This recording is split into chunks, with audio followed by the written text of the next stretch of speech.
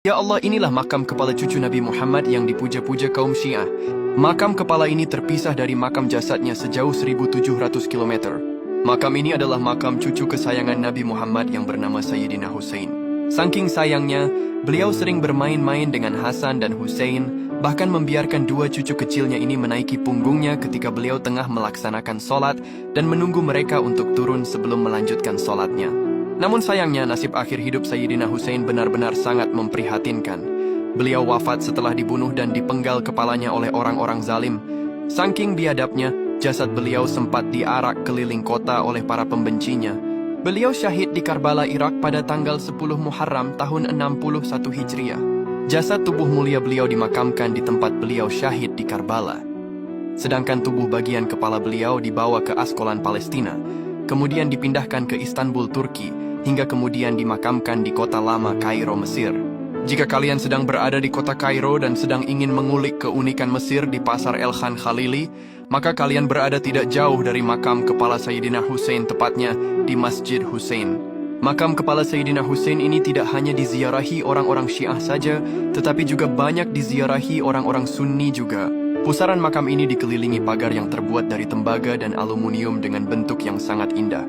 Kaum Syiah benar-benar sangat menghormati bahkan memuja-muja Sayyidina Hussein dalam ibadahnya. Bahkan dalam ritual keagamaannya, banyak simbol-simbol nama Hussein yang dijadikan aksesoris seperti ini. Inilah alasan mengapa orang-orang Syiah sujud di atas batu saat sedang sholat. Bagi kita umat Islam Sunni tentu akan merasa heran dengan cara ibadah orang-orang Syiah, di mana saat sholat, mereka biasanya menaruh sebuah batu tanah di tempat sujudnya. Batu itu namanya adalah batu Turbah Al-Husainiyah.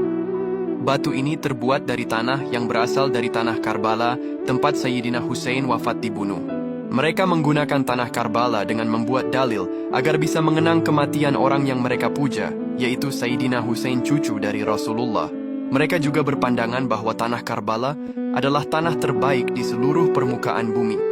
Menurut fikih Syiah, sujud di atas tanah Karbala hukumnya adalah sunnah, dan itu sebaik-baiknya benda yang boleh dan sah dijadikan tempat sujud. Karbala adalah sebuah kota di Irak yang jaraknya sekitar 100 km di sebelah barat daya kota Baghdad. Di kota ini terdapat masjid yang menjadi tempat suci bagi umat Syiah di luar Makkah dan Madinah. Masjid itu bernama Masjid Imam Hussein. Di dalam masjid ini terdapat makam tubuh cucu kesayangan Nabi Muhammad yang bernama Sayyidina Hussein.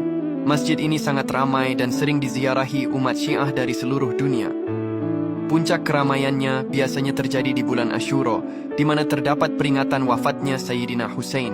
Orang-orang Syiah biasanya mengadakan banyak ritual keagamaan di sekitar makam Sayyidina Hussein ini. Ya Allah, semoga kita semua terhindar dari perbuatan seperti orang-orang Syiah ini, amin.